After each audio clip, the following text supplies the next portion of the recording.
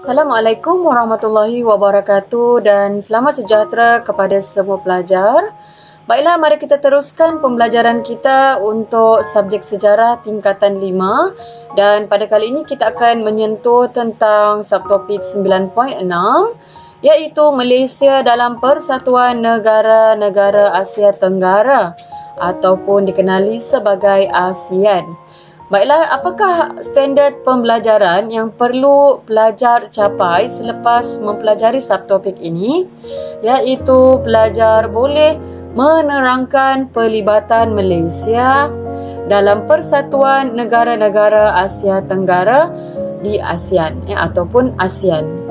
Baik, mari kita lihat sebelum kita mulakan, cikgu akan nomborkan untuk memudahkan pelajar mengetahui berapakah pelibatan Malaysia dalam Persatuan Negara-Negara ASEAN, negara-negara Asia Tenggara. Iaitu yang pertama kita ada zon aman, bebas dan berkecuali iaitu ZOPFAN, ZOPFAN. Yang kedua, Malaysia juga terlibat dalam penyelesaian konflik serantau. Kemudian yang ketiga, Malaysia terlibat dengan kerjasama ekonomi. Dan yang keempat, Malaysia turut terlibat dalam kerjasama sosial. Baik, mari kita lihat satu persatu. Malaysia memberikan perhatian serius dalam hubungannya dengan negara serantau. Di mana Malaysia berpandangan bahawa keselamatan dan keutuhan masa hadapan negara berkaitan rapat dengan kemantapan dan keamanan kawasan Asia Tenggara. Keselamatan Malaysia tidak akan terjamin selagi jirannya hidup berpecah belah. Malaysia tidak terjamin selagi jirannya hidup berpecah belah. Pelibatan Malaysia dalam negara serantau membolehkan negara kita menjadi anggota ASEAN yang memberikan manfaat dalam ekonomi, sosial dan politik. Kita teruskan kepada pelibatan Malaysia. Persatuan Negara-Negara Asia Tenggara, Persatuan Negara-Negara Asia Tenggara atau juga dikenali sebagai ASA ditubuhkan pada tahun 1961. Merupakan gabungan pertama yang melibatkan 3 negara sahaja iaitu Malaysia, Filipina dan Thailand. Seterusnya, pada tahun 1963, persefahaman yang membabitkan antara Malaysia, Filipina dan Indonesia, juga dikenali sebagai Mafilindo, telah diwujudkan bagi menyelesaikan isu pembentukan Malaysia pada ketika itu. Namun begitu, Mafilindo gagal mencapai matlamatnya. Dalam usaha untuk meningkatkan semangat setiakawan dan keserantauan, maka diwujudkan pula ASEAN pada 8 Ogos 1967. Pada peringkat awal, pertubuhan ini hanya dianggotai oleh 5 negara sahaja. Antaranya Malaysia, Indonesia, Singapura, Filipina dan Thailand. Kemudiannya ASEAN menerima 5 lagi anggota baharu, iaitu Brunei, Myanmar, Laos, Kemboja dan Vietnam. Pertubuhan ASEAN dianggap sebagai kejayaan cemerlang terhadap dasar luar Malaysia. Baik, kita teruskan untuk pelibatan Malaysia dalam ASEAN iaitu yang pertama, zon aman, bebas dan berkecuali atau juga dikenali sebagai ZOPFAN, ZOPFAN, di mana deklarasi ini telah diumumkan pada tahun 1971 di Kuala Lumpur. Deklarasi ini menjadi subjek penting yang diumumkan oleh Malaysia dalam ASEAN. Okey, yang pertama, langkah Malaysia menjalinkan hubungan dengan China, okey, turut dilihat sebagai sebahagian daripada pengisian konsep Zopfen. Okey. Malaysia menjadikan ASEAN sebagai platform terpenting untuk mengisytiharkan perubahan dasar luar negara pada peringkat serantau dan global. Langkah ini termasuklah mendapatkan pengiktirafan daripada kuasa besar seperti Amerika Syarikat, Rusia dan China. Seterusnya, yang kedua ialah penyelesaian konflik serantau. Malaysia terlibat secara aktif mencari penyelesaian dalam konflik politik yang berlaku di Indochina, terutamanya di Vietnam dan Kemboja, kerana dibimbangi akan menjejaskan kestabilan rantau Asia Tenggara. Baik, kita lihat yang pertama, konflik di Vietnam dan Kemboja berkaitan dengan ancaman komunis. Okey. Ini yang pertama, ancaman komunis dan pelarian. Yang kedua, Malaysia menyeru agar kuasa besar, okey, tidak campur tangan dalam isu di Vietnam. Okey. Isu di Kemboja pula berjaya diselesaikan melalui pilihan raya pada tahun 1993. Malaysia turut menghantar pasukan pengaman di bawah PBB, iaitu dalam misi UNTSC.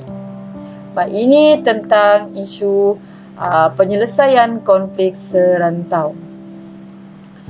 Seterusnya, pelibatan Malaysia dalam kerjasama ekonomi, di mana negara anggota ASEAN merupakan rakan dagang Malaysia yang penting. Kerjasama ekonomi ASEAN bermula sejak tahun 1970-an. Pada tahun 1978, projek industri ASEAN atau juga dikenali sebagai AIP telah dimulakan. Antara projek yang berjaya termasuklah pengeluaran baja urea di Indonesia 1984 dan Malaysia 1986. Pengeluaran baja fosfat dan kuprum di Filipina. Okey, serta penghasilan serbuk soda di Thailand juga berjaya dilaksanakan. Seterusnya, potensi perdagangan antara negara ASEAN yang besar menyebabkan Malaysia mempromosikan dan menyokong konsep integrasi ekonomi ASEAN. Sokongan ini diharapkan dapat mewujudkan satu pasaran tunggal ASEAN yang bebas, seperti penggunaan mata wang ASEAN. Dalam meningkatkan perdagangan antara negara ASEAN ini, beberapa inisiatif dijalankan, termasuklah melalui skim keutamaan perdagangan atau singkatnya SKP yang dicadangkan pada tahun 1976 dan dilaksanakan pada tahun 1978. Pemotongan cukai barangan dilakukan melalui skim ini. Malaysia menawarkan pemotongan cukai ke atas pelbagai produk keluaran negara anggota ASEAN. Baik, ini apa yang dilaksanakan dalam pelibatan Malaysia melalui kerjasama ekonomi dengan negara-negara ASEAN. Seterusnya, yang terakhir ialah kerjasama sosial. Malaysia menjalinkan kerjasama sosial melalui penubuhan CMEO. SEAMEO iaitu Pertubuhan Menteri-Menteri Pendidikan Asia Tenggara, di mana kerjasama dalam semua bidang yang berkaitan dengan pendidikan, pertukaran pelajar dan penubuhan pusat serantau pendidikan.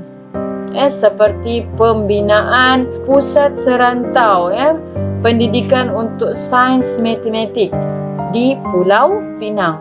Kerjasama dalam bidang kebudayaan dilaksanakan seperti mengadakan ini bidang kebudayaan, mengadakan festival kebudayaan dan kesenian melalui penubuhan tabung kebudayaan ASEAN. Dan akhir sekali ialah Sukan C yang dilaksanakan untuk menjalinkan kerjasama dalam aspek sukan pula. Ada sedikit informasi di sini iaitu logo ini ialah logo ASEAN menunjukkan 10 tangkai padi yang melambangkan impian pengasasan ASEAN, di mana terdapatnya 10 buah negara yang diikat oleh semangat persahabatan dan perpaduan.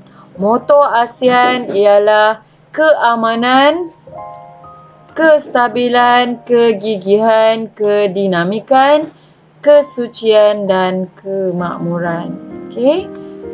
Baik, seterusnya kita lihat sedikit penutup berkaitan dengan subtopik ini. Malaysia merupakan antara pelopor kepada penubuhan ASEAN. Dan Malaysia juga aktif dalam pertubuhan ini sehingga ke hari ini. Jadi sejak penubuhan, ASEAN telah berjaya membuktikan kejayaannya dalam pelbagai bidang dan dihormati oleh pihak luar sebagai sebuah organisasi yang sangat penting di rantau ASEAN. Seterusnya, pelibatan Malaysia yang aktif dalam pertubuhan ini menunjukkan semangat persahabatan serantau yang kukuh. Persahabatan serantau yang kukuh dan sangat penting kepada kemakmuran serta kemajuan negara kita, Malaysia. Baik, ini sahaja yang berkaitan dengan subtopik 9.6 iaitu Malaysia dalam Persatuan Negara-Negara Asia Tenggara atau juga dikenali sebagai ASEAN. Seperti biasa, jika kita ada 4 perkara seperti ini, pelajar boleh fokus kepada 3 perkara yang mudah untuk dihuraikan ataupun diberikan dalam soalan berbentuk struktur dan esei.